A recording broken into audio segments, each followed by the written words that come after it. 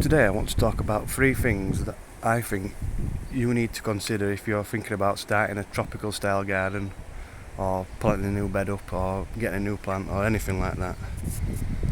So the first thing is the sun and where it is during the day. So for me, the sun rises over this way, so we get the sun over to that side first thing on the morning, and then to be fair, for the rest of the day, all the rest of this garden is in full sun apart from this bit down here.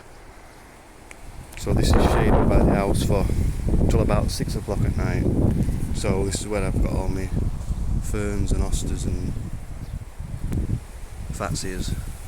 So by the time sun comes on these about 6 o'clock, they can cope with that. But the rest of the garden is in full sun for the rest of the day. So for me, there'd be no point me planting a tree fern or anything like that over there, because it won't like it. It'd be in full sun, it'd be too hot for it, too dry.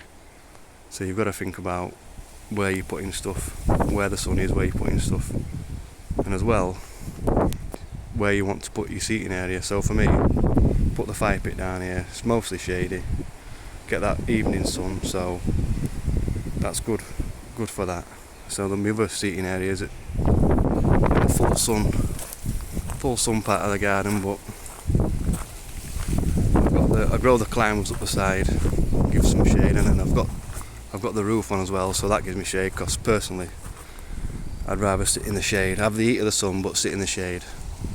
And by building this here, I've created this shade bed at the back, so I get my fatsia, my tree fern, other things, and then rest of it's all in sun. So you can create shady areas by where you put things in the garden, and obviously by other big plants, trees and stuff, you can create shade. Like for me, I'm not surrounded by any really big trees, so, but for you, if you are, you might have areas in your garden that get sun on, then they're in shade, then they're in sun again. So there is plants that like the sun for a certain amount of time, then they like the shade. So you can look up plants, and then if you know in your garden you'll have an area for that. So it's all worth knowing. So the next thing is the wind.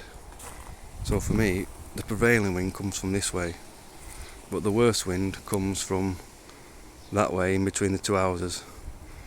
So I have got the edge down there which I'm growing to filter a bit of the wind off, and then I've got the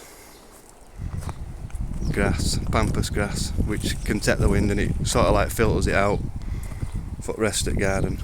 So you do need, if you know where the worst wind comes from, you can get something, big tree or whatever, edge, then that filters the wind. Because if I put, say, a banana in this area, it's just going to get torn to shreds. So anything that likes to be sheltered, you need to know where that'll do well, and anything that can stand in exposed positions, you can put them in them sort of positions.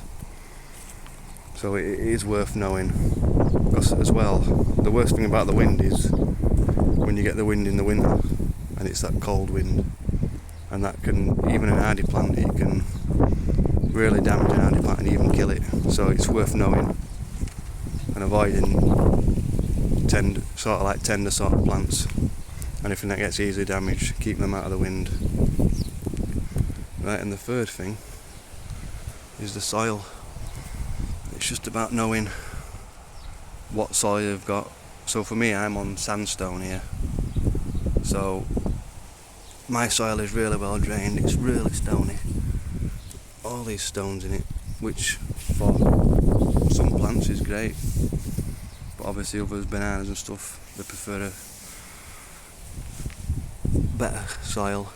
Like for me, when I dug the fire pit out, all this has come out of the ground, so we've got pretty big rocks.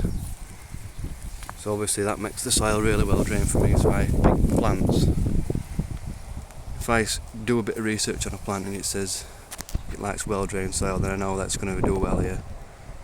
So like bananas and stuff like that, cannas that like a really good soil,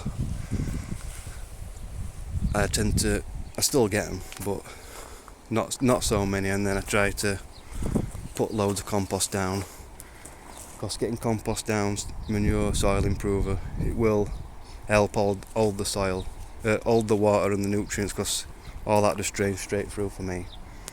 So if you're on a heavy clay soil, you can still put the soil improver down, because that will improve the drainage, get some grit down. Then you can plant all the sort of drainage loving plants. So for me, the salvias, all the salvias, love it here. And I can keep them in ground over winter, because they're not sat in water, because that water drains straight through. But the one mistake that I did make is I didn't improve the soil before I planted up.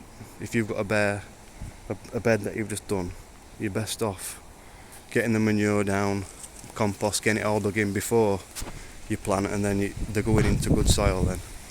And then you can keep topping it up with your mulch every year. And you can also check the acidity of your soil by, you can get kits and stuff. I know that mine isn't acid, because I once put a azalea in and it didn't do anything, it just sat there. And they like acid soil, so I know if I look at a plant now and it says acid soil, I know that it's not for me. So it is worth knowing. Then you can, if you know these three things, then you can put them all together. Any plant that you're thinking of buying, do a bit of research into it, look online, and then you'll know then whether it will be suitable for your garden. It's just right place, right plant, and if you know all the conditions that you've got in your garden, because obviously in a tropical style garden, you want all the plants to do really well. You want that good growth, lush growth. So obviously if you've put a plant in the right place, that's what it'll give you. If not, it'll just sit in the ground, sulk, get eaten, and worst case die. So it's just worth knowing these three things, and then if you can put a plant where it wants to be, it will reward you. Right, thanks for watching, bye.